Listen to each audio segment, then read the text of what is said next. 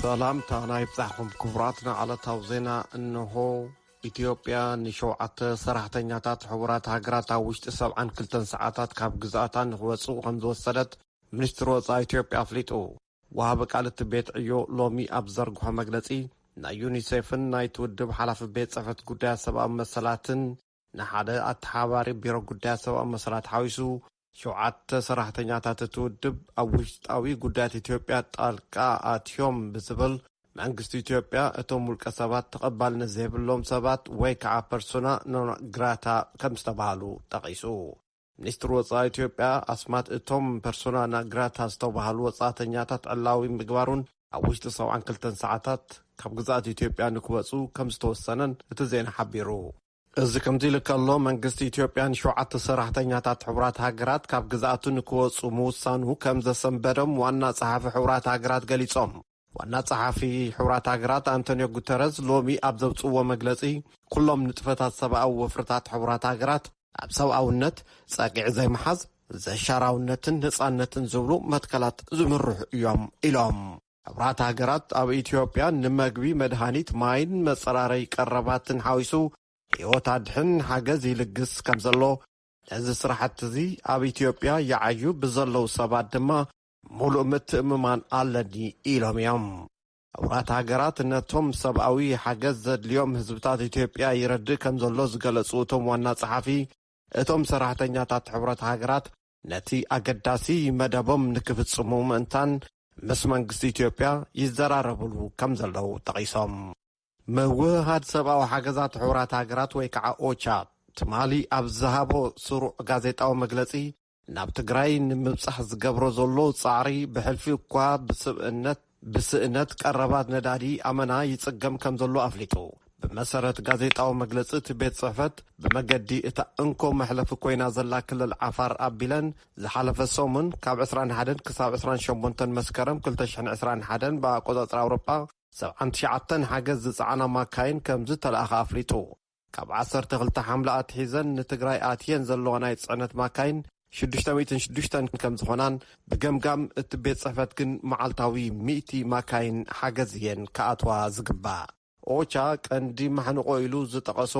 ካብን ናብን ትግራይ ማካይን ንምንቅስቓስ ዝፍጠር ዘሎ ዋሕዲ ነዳዲ እዩ ስእነት ቀረባት መድሃኒት እውን ከም ዘሎ እቲ ቤት ጽሕፈት ገሊጹ ዋጋ መሰረታዊ ሃለኽቲ ኣብ ትግራይ ኣብ ገሊኡ ክሳብ ብ400 ሚእታዊ ወሲኹሎ ኣብ ተመሳሳሊ ዜና ፕሮግራም መግቢ ዓለም ናብቲ ብኹናት ኣዝዩ ተጸልዩ ዘሎ ክልላት ዓፋርን ኣምሓራን ሰብኣዊ ሓገዛት ንምብጻሕ ኣብ ስራሕ ከም ዘሎ እቲ ጋዜጣዊ መግለጺ ያነጺሩ ፕሮግራም መግቢ ዓለም ንኣስታት 52,000 ውሽጣውያን ተመዛበልቲ ክልል ዓፋርን 163,000 ተመዛበልቲ ኣብ ክልል ኣምሓራን ክሕግዝ እንከሎ ካልኦት ዘይመንግስታውያን ትካላት እውን ኣብ ክልል ኣምሓራ ንልዕሊ 200,000 ተጸበይቲ ረድኤት ሓገዝ ኣባጺሖም እዮም ብዝተኣሳሰረ ዜና ኣብ ትግራይ ልዕሊ 5 ሚልዮን ህዝቢ ንጥሜት ተቃሊዑ ከም ዘሎ ዳይሬክተር ውድብ ጥዕና ዓለም ዶክተር ቴድሮስ ኣድሓኖም ገሊጾም እቶም ዋና ዳይሬክተር ኣብ ዝፈነዎ መልእኽቲ ትዊተር ንጥሜት ስዒቡ ዝጋፋሕ ሕማምን ሞትን ከም ዝኾነ ብምጥቃስ መግቢ ሕክምናዊ ቀረባት መሳርሕ ነዳድን ጥረ ገንዘብን ሓዊሱ ሰብኣዊ ሓገዛት ብህፁፁን ብዘይገደብን ናብ ትግራይ ንክኣቱ ጸዊዖም ተሓላቕ መሰላት ሂዩማን ራይት ዋች ኣብ ኢትዮጵያ ብዝካየድ ዘሎ ሰፊሕ ሰብኣዊ ጥሕሰታት ስክፍትኡ ገሊጹ ሂዩማን ራይት ዋች ኣብ ኢትዮጵያ ክገብሮ ዝጸንሐን ዘካይደ ዘሎ መጽናዕትን ኣመልኪቱ ሎሚ 30 መስከረም ጋዜጣዊ መግለጺ ሂቡ ንጉዳያት ቀርኒ ኣፍሪቃ ትከታተል ለቲሻ በደር ኣብ ኢትዮጵያ ይረኣይ ዝነበረ ኣሰካፊ ደረጃ ሰብኣዊ ጥሕሰት ድሕሪ ለውጢ 2018 ዝሓሸ ደኣ ይምሰል እምበር ድሕሪ ምንዋሕ ምርጫን ካልእ ዘቤታዊ ፍጻመታትን ግን ኣመና ከም ዘንቆልቆለ ገሊጻ ዝርዝሩ ኣብርሃም ተስፋልኡሉ ኣዳልይዎ ኣሎ ምን ኣፈወርቂ ክተርቦያ ላቲሻ ባደር ኣብ መግለጺኣ ቀንዲ ጠንቂ ቅልጡፍ ምንቁልቃል ሰብኣዊ መሰላት ዝኾነ ፍጻሜ ድሕሪ ሞት ህቡብ ድምፃዊ ሃጫሉ ሁንዴሳን ምእሳር ላዕለዎት ፖለቲከኛታትን ምዃኑ ጠቒሳ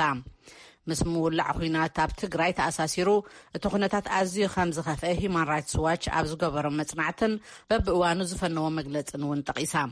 ኣብ ትግራይ ብፍላጥን ንሲቪላዊ ኢላማ ዝገበረ ከቢድ ጥሕሰታት ምፍጻሙ ዝገለጸት ላቲሻ ብሰንኪቲ ዝወረደ ሰፊሕ መግሃስትታትን ምዕናው ትሕተ ቅርጽታትን ንቡር ናብራ ንምጅማር ኣዝዩ ከም ዝኸበደ ሓቢራ ኣብ ትግራይ ዘሎ ኩነታት በብእዋኑ እናኸፈ ይመጽእ ከም ዘሎ ዘመልከተ መግለጺ ሂውማን ራይትስ ዋች እቶም ዝኸፍኡ ተጠቃዕቲ ናይ ዝግጭት ሲቪላውያን ዜጋታት ምዃኖም ይሕብር። ናብ ትግራይ ዝኣቱ ዘሎ ሓገዝ ኣዝዩ ውሱንን ፌደራላዊ መንግስቲ እውን ኮነ ኢሉ ከም ዝሓላልኾን ተጠቒሱሎም።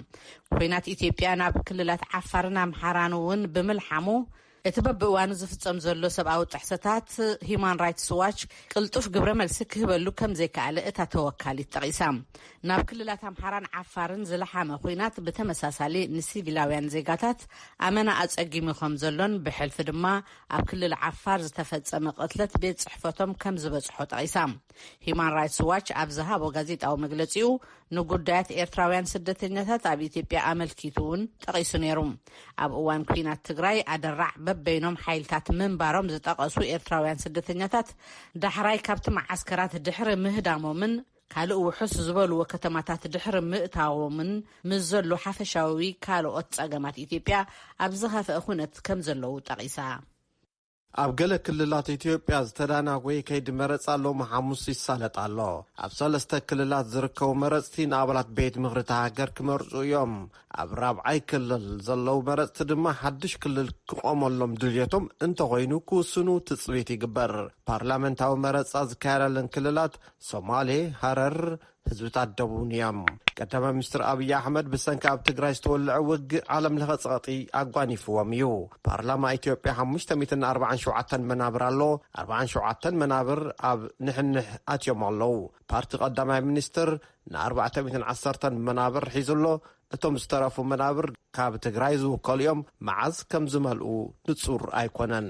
ህወሓት ድሕሪ ናይ ኣዋርሕ ውግእ ዝሓለፈ ሰነ ንትግራይ ከም ዝተቆጻጸረ ሕብራት ሃገራት ብወገኑ ገለ ክፋል ትግራይ ብሰንኪ እቲ ውግእ ንጥሜት ተቓሊዑ ኣሎ ከም ዝበለ ይዝከር። እዚ ከምዚ ኢሉ ከሎ ንክልል ኣምሓራ ዝመርሑ ሓድሽ ፕረዚደንት ሎሚ ተመሪጾም። ብመሰረት እዚ ዶክተር ይልቃል ክፋለ ተመሪጾም እዮም። ንሶም ኣብ ዘስምዖ መደረ ዋና ኣጀንዳኦም ንክልል ኣምሓራ ኣጋጢምዎ ኣሎ ዝበልዎ ሓደጋ ህልውና ምቕልባስ እዩ ኢሎም። ኣብ ደቡባዊ ምዕራብ ኢትዮጵያ ዘለዎ 5 ዞባታትን ሓደ ፍሉይ ወረዳን እውን ረፈረንደም ወይ ከዓ ህዝበ ውሳኔ ከም ዝተኻየደ ሪፖርተርና ገሊጹሎ። ቦርድ መረጻ ኢትዮጵያ ብመሰረት ዝዘርግሖ ዜና ኣብታ ሃገር መበል 11 ክልል ንምምትራት ዘኽእል ረፈረንደም ኣብ ደቡብ ምዕራብ ኢትዮጵያ ጎና ጎኑ ድማ ስሩዕ መስርሕ መረጻ ከም ዝተሳለጠ ኣፍሊጡ። በዓል እረቻ ዝምልከት ባዛር ኣዲስ ኣበባ ኣብ ዝርከብ ማእከል ባህሊ ኦሮሞ ይካየድ ከም ዘሎ ተፈሊጡ። ትማል ረቡዕ ዝጀመረ ምርኢት ባዛር ናይ ኦሮሞ ዝተፈላለዩ ባህላዊ ምርኢታት ቀሪቦም ኣለዉ ይብል ሪፖርት ፀሃይ ዳምጠው ካብ ኣዲስ ኣበባ። ዓመታዊ ንግደት እረቻ ኣብ ኣዲስ ኣበባን ቢሾፍቶን ቀዳምን ሰንበትን ክካየድ እዩ። 15 ሃገራት ኣፍሪካ ነቲ ብውድብ ጥዕና ዓለም ኣብ ግንቦት ዝተሓንጸጸ ክሳብ 30 መስከረም ን10 ሚእታዊ ህዝበን ክታበ ጸረ ኮቪድ-19 ምኽታብ ዝብል ውጥን ከም ዘዕወታ ተፈሊጡ። እንተኾነ 2 ሲሶ ካብ ህዝቢ ኣፍሪካ ንኮቪድ-19 ዝተቓልዑ ከም ዝኾነ ውድብ ጥዕና ዓለም ገሊጹ።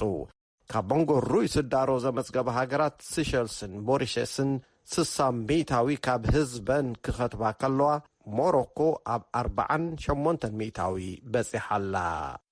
ሰበስልጣን ናይጄርያ ኣብ ግዛት ሰሜን ካዱና ብሰንኪ ስጋት ፀጥታ ኣብያተ ትምህርቲ ንኽልተ ኣዋርሕ ተዓፂኡ ድሕሪ ምጽናሕ ዳግም ክኽፈቱ ተወሲኑሎ ኢሎም። ከም ሓበሬታ ዩኒሴፍ ድማ 1 ሚልዮን ህፃናት ናብ ትምህርቲ ንከይወፍሩ ይፈርሑ እዮም ይብል ወኪልና ቲሞቲ ኦበዚ ካብ ናይጄርያ ካዱና ንዝረኣኹ ሪፖርት ሳራ ፍስሃየ ክተቕርቦ እያ። ቅድሚ 7 ዓመት ናኦሚ ኢብራሂም ቦኮ ሓራም ኣብ ትውልዲ ዓዳ ቦርኖ የብፅሖ ንዝነበረ ጥቃዓት ሃዲማ ናብ ካዱና ኣብ ዝመፀትሉ እዋን ዝመስረተቶ ቤት ትምህርቲ እዩ። ዕላማኣ ብሰንኪ ቅልውላውን ጭውያን መሰረታዊ ትምህርቶም ክመሃሩ ዘይከኣሉ ተምሃሮ ዕድል ክረኽቡ ምትዕርራ እዩ። እንተኾነ ግን ማዕበላት ዓመፅን ማዕገትታትን ኣብ ስራሓን ተምሃሮ ናብቲ ቤት ትምህርቲ ንኸይመፁን ዕንቅፋት ይኾንዎም ምህላዎም ትዛረብ። ገሊኦም ካብ ቦርኖ፣ ኣዳማው፣ ካብ ሞጎን ካልኦትን ዝመፁ እዮም። ኣምላኽ ይሓልወና ምጽላይ ጥራሕ ዓቕምና እያ ዝበለት ኣመሓደርቲ እቲ ቤት ትምህርቲ ካብ 120 ተምሃሮ 50 ጥራሕ እዮም ትምህርቶም ከቕጽሉ ተመዝጊቦም ዝርከቡ ዝበሉ ኮይኖም ሓጹር ብዘይ ምህላው ጸጥኡ ኣየተኣማምንን ዝብል ስግኣት ከም ዘለዎም እውን ተዛሪቦም ካድኖ ኣብ ናይጀርያ ኣብ ዝሓለፈ ዓመት ብጅምላ ኣብ ቤት ትምህርትታት ዝፍጸሙ ምጭዋይ ተምሃሮ ዝዓበየ ማሰይቲ ዝበጽሐ እያ ካብ ዝሓለፈ ወርሒ ታሕሳስ ጀሚሩ መንግስቲ ካብቶም ካብ ኣብያተ ትምህርቲ ዝተወሰዱ ነቶም 1,000 ዝኾኑ ተምሃሮ ምምላሱ ይገልጽ እቶም ኣብ ምጭዋይ ተምሃሮ ዝተዋፈሩ ኣጽዋር ዝተዓጥቁ ካብ ስድራ እቶም ተምሃሮ ገንዘብ ንምቕባል ዓሊሞም ዝተዋፈሩ ገበነኛታት እዮም ይብሉ እቲ ጸገም ንምእላይ ተባሂሉ ሰበስልጣናት ካዱና ካብ ዝሓለፈ ወርሒ ሓምለ ጀሚሩ ኣብያተ ትምህርቲ ክዕጸው ዝገበሩ ኮይኖም ኩነታት ተመሓይሹ እዩ ኢሎም እዮም ሎሚ ክኽፈት ዝወሰኑ መራሕቲ ማሕበረሰብ እውን በዚ ሓሳብ ይሰማምዑ መንግስቲ ኣባላት ጸጥታ ኣብታ ከተማ ኣኪቡ ቀንዲ መዋፈር እቶም ገበነኛታት የጻረ ከም ዘሎን ልዑል ሓለዋ ይገብር ምህላውን ይገልጹ ሓደ ነበርቲ ግን መዘይ ይሰማምዑን ዩኒሴፍ ምስ ስጋት ጸጥታ ተታሒዙ 1 ሚልዮን ናይጀርያውያን ካብ ትምህርቶም ክበኽሩ ይኽእሉ እዮም ዝብል ግምት ኣለዎ ናይጀርያ 13.2 ሚልዮን ካብ ትምህርቲ ዝበኽሩ ተምሃሮ ዘለውዋ ኣብ ዓለም እቲ ዝዓበየ ቁጽሪ ሒዛ ትርከብ ኣብ ናይጀርያ ትምህርታዊ ማሕዳሪ ዩኒሴፍ ኑድራሳሆ ምናልባት እቲ ቁጽሪ ካብኡ ክበልጽ ከም ዝኽእል እውን ይዛረቡ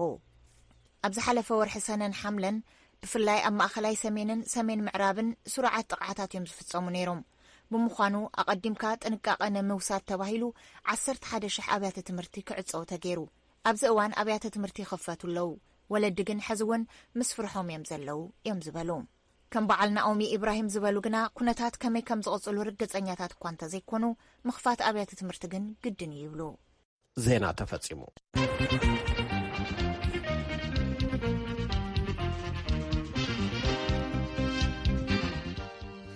نمسكن باترا ازي راديو دمز أمريكا يو نابس قصة تبصب كنسكر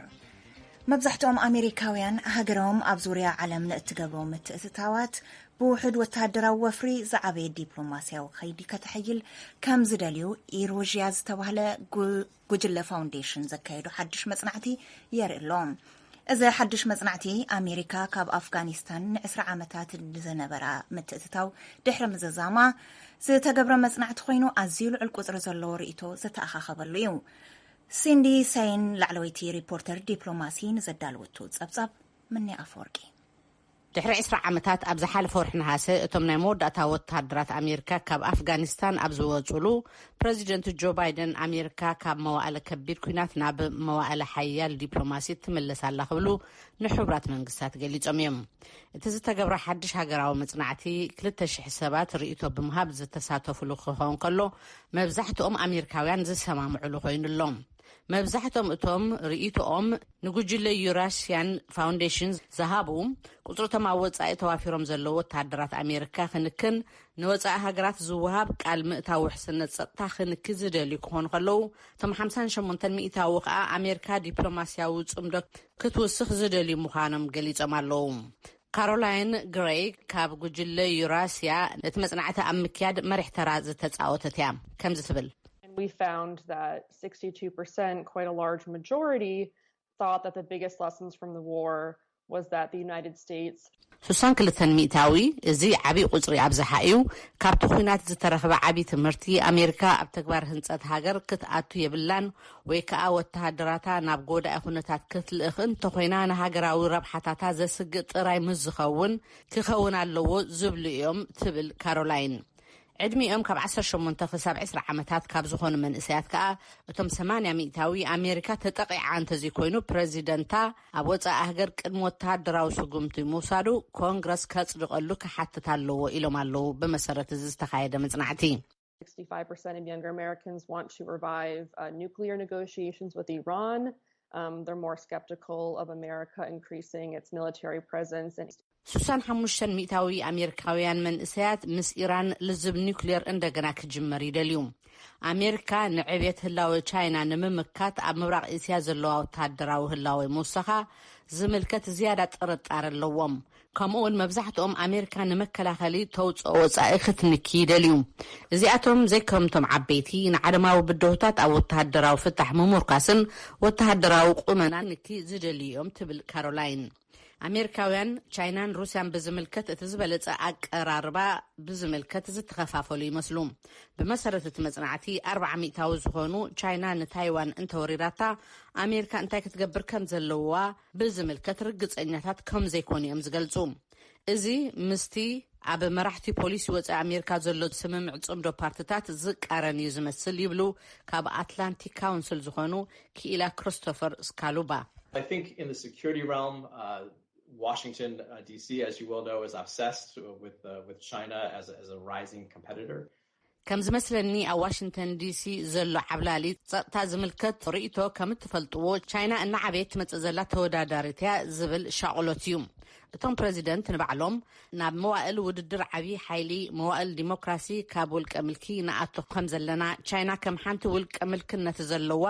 ብዙሕ ፍልፍላትን ንጹር ውጥንን ዓለማዊ ዘተ ንምቁጽጻር ዝዓይነቱ ሕላነ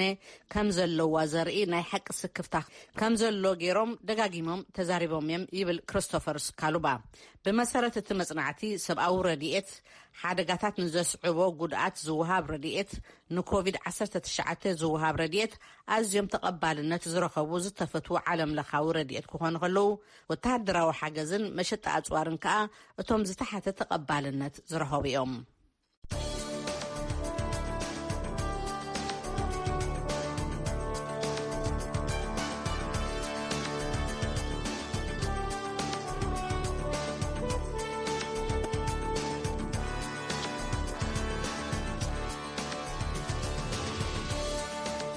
فنوى راديو دمز أمريكا أخم تكتاتلو زلخم زخبركم سمعتنا سعيبو زغرم دما مدام مناسيو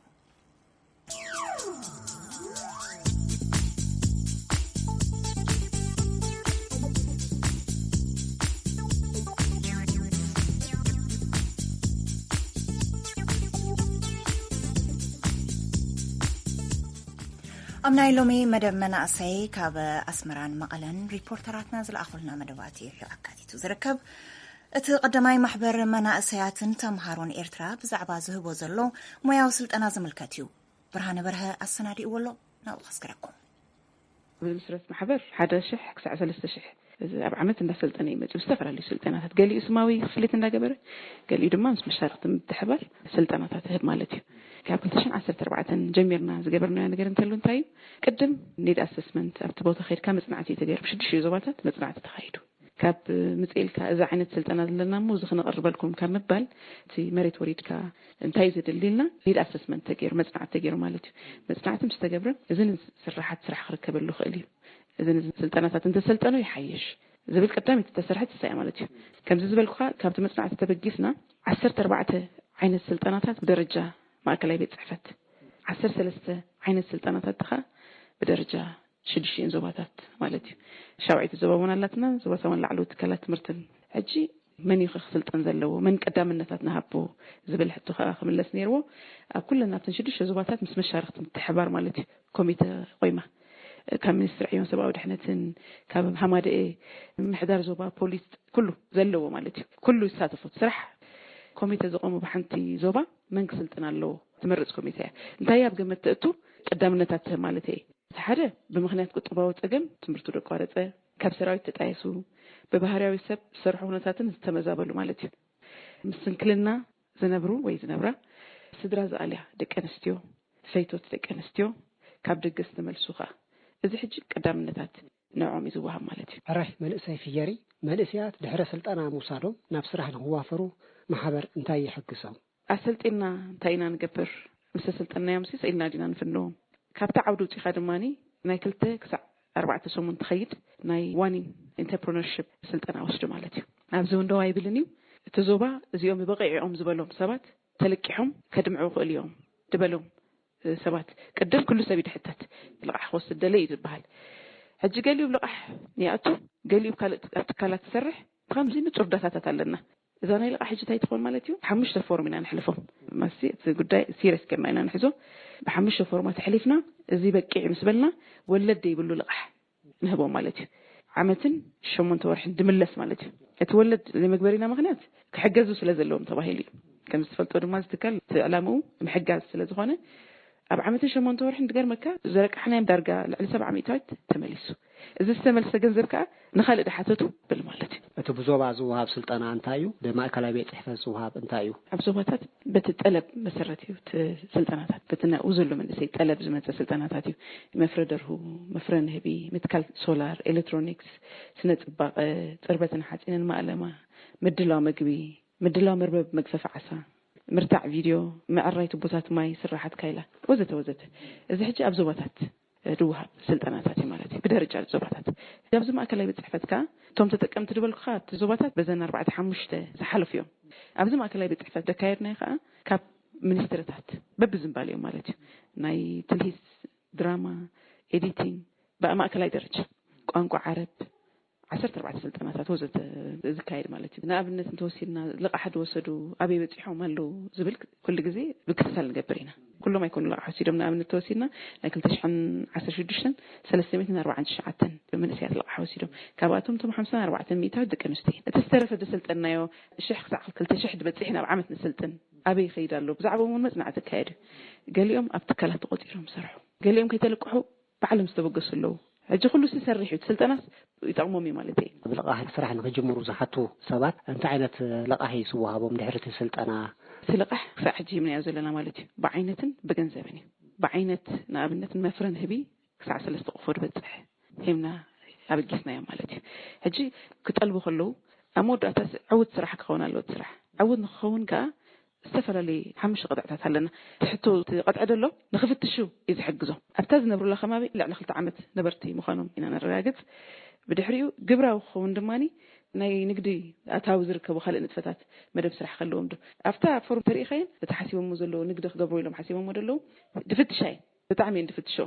ኣብቲ ከባቢኻ ካልኦት ትካላት ኣለዋ ዶ ዝብል ሕቶታት ይቀርበሎም ኣብ ዓመት ክንደይ ኣታዊ ኢኻ ትጽበ ክንደይ ወጻኢታት ክትጽበ ዝልቃሕ ከመዓሲኻ ክትከፍሎ ይፍተሽቱ ክስታዮም ማለት እዩ ገሊኡ ከዓ ብገንዘብ ጥራይ ድወስደሉ ማለት እዩ ንኣብነት መፍረ ደርሁ ሕጂ እኳ ጨቃዊት ክንህብ ጀሚርና ኣሎ መፍረ ደርሁ ግን ዝሓለፈ ካሽም ድወስዱ 20,000 ከም በገስ ማለት እዩ እዚኣቶም ድሮ ሰሪሖም ናይ ዞባ ማእከል 99 ሚእታዊ ልቃሕ ድወስዱ መልሶም ኣለዉ ክመልስዎ ከለዉ ሰሪሖም ከም ዘለዉ እዩ ዝነግረካ ደሎ ማለት እዩ ስነ ጽባቐ ፀጉሪ ርእሲ ከዓ ከምኡ ሕዳትና ካሽንቦ እንታይ ኢና ንደፍእ ኣብ ስራሕ ከም ዝብሉ ማለት እዩ 20,000 እንድሕር ንህቦም ኣለና ልቃሕ 14,000 መልክዕ ዓይነትን እንደወሃቦም ተንስተረፈኻ መካየድ ተባሂለን ወሃባ ማለት እዩ እዚ ወሃብ ዘሎ ስልጠና ብሃገራዊ ማሕበር መንእሰያት ተማሃሮን ኤርትራ ክሳብ ክንደይ ዕውት እዩ ዕውት ክንብሎ ተኾይና መገምገም ይኹም እንታይ እዩ ሕጂ ሓደ ስራሕ ዕውትን ክትሪዮ ትውፅኢት ትፍሪ ዝሕብረካ መጀመርታ ካብ ትውጥን ይጅምር ክውጥን ከለኹም ዝበልኩ ስራሕ ጠለብ ካብ ተታሕቲ ተበኪሱ ማሕበር መንእሰያት ክንደዚ ስልጠና ኣለና ዝኽነ ስልጠና እዚ ዓይነት ስልጠና ኣለና ይብለና ካብቲ መጀመርታ ካብቲ ሕብረተሰብ ተበኪሱ ሕጂ ትመሰረትካ እንድሕር ዳ ካብቲ መሰረት ኮይኑ ትውፅኢቱ ትፍልጥ እዩ ዕውት እዩ ብጣዕሚ ዕውት እዩ መጀመርታ ትርስ እንዲ ክቀየር ደሎ ዝመያው ስልጠናታት ብጣዕሚ መንእሰያት ለዊጡ እዩ ብሃገር ደረጃ ዝግበር ደሎ አበርክቶ ገይሩ እዩ ሕጂ ተቆፅሪ ኩልዲዩ 1,000 ክሳብ 2,000 ወላ ድሓን ክሳብ 3,000 በሎ ስዲ ይኹል ክትብል ከለኻ ሓደ ሰብ ክትልወጥ ከለኻ እውን ኣጸቢቑ ዓወት እዩ ኣብ ሃገራዊ ማሕበር መንእሰያትን ተማሃሮን ኤርትራ ሓላፊት ኣሃዱ ምሕያል መንእሰያትን ልኡስ ልቃሕን ፍያሪ ተስፉ ንዝሃብክኒ ሓበሬታ የመስግን ይቀኒለይ ኣነ እውን ይቀኒለይ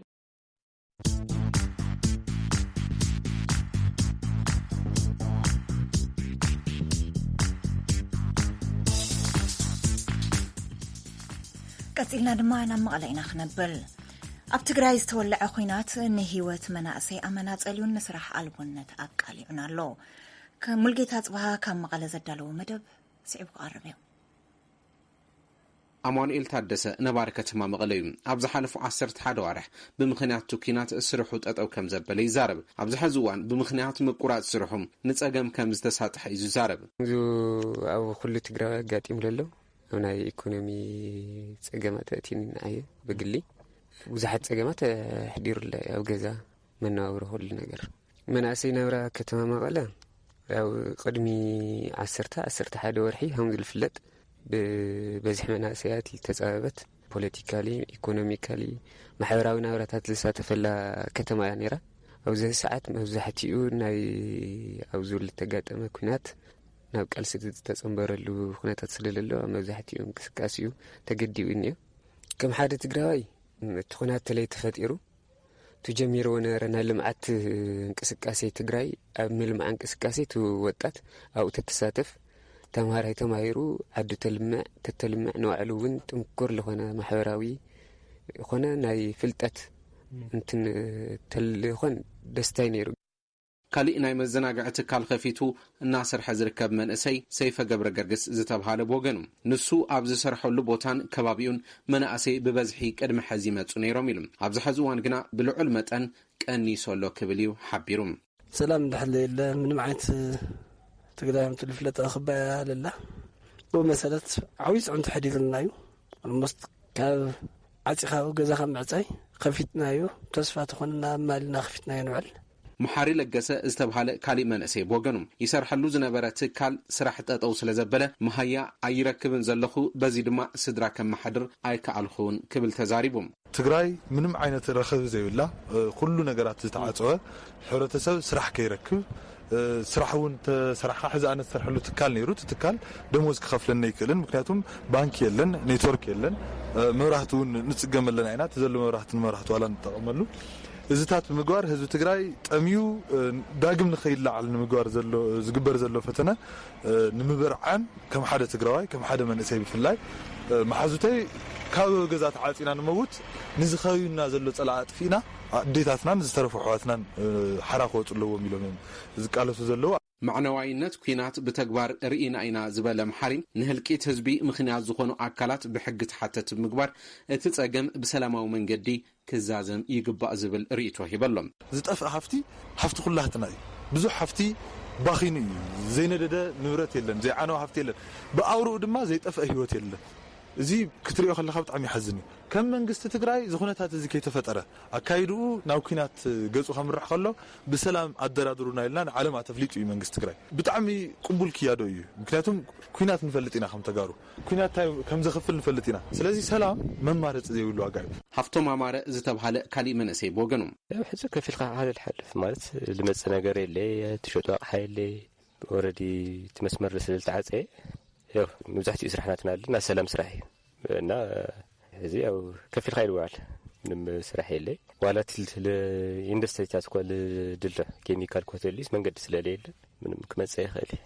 ولا كابد قالك ما سيخلي كابد تساوالك ما سيخلي بقولتي من قد تعزيني عب جودناتات كتمام مقلة يرأيو زنابرو تشكركرتي ببزحي كأني سمالهم بتوسخون من أسيو علوم زنابرو مزناق عبوتاتات وحد قصري سبات يوم زرعي لوزلون عب تقرأي بانكي سلكي إنترنت أغربوت ندادون يلن سرحتنياتات من قسون نزحلفو سلستوارح مهيا كم زيو صديوم زقالتوم ندمز أمريكا ملقيتات بحام غلم نمولجيتان برهاننا أزينانا مسكن سمعتنا تكتاتلو وزلهم كابريدو دمز أمريكا زفنو مدواتنا يوم اسكي نزا سعبات غرب تمنيت وليت صوت هدر فقابزكم